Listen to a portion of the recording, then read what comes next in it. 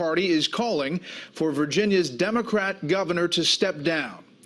Not because of what he said earlier in the week about what critics called infanticide, his description of a bill about late-term abortions, but instead about a new controversy bubbling up late this afternoon, a photo that has surfaced from one of Governor Ralph Northam's yearbooks from medical school.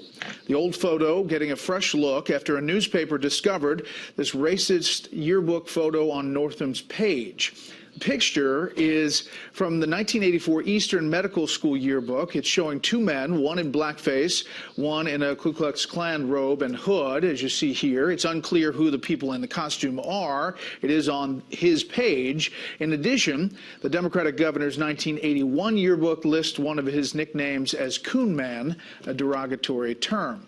Reaction, as you can imagine, online was swift, and the controversy is actually getting a lot more attention than his defense and description of the late-term abortion bill did earlier this week. The governor's office has not responded to the new reports.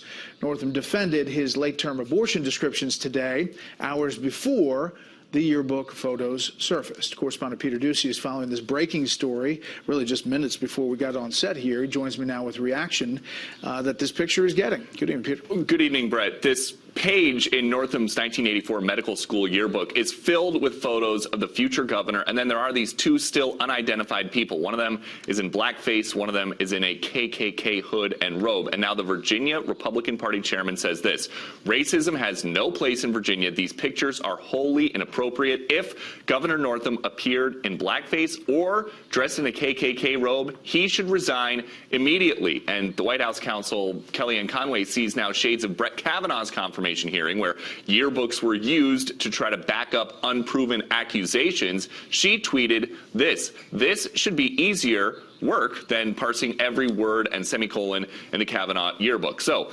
Republicans are turning up the heat on a governor who was already feeling plenty after explaining support for a failed measure that would have permitted what a lot of critics define as infanticide.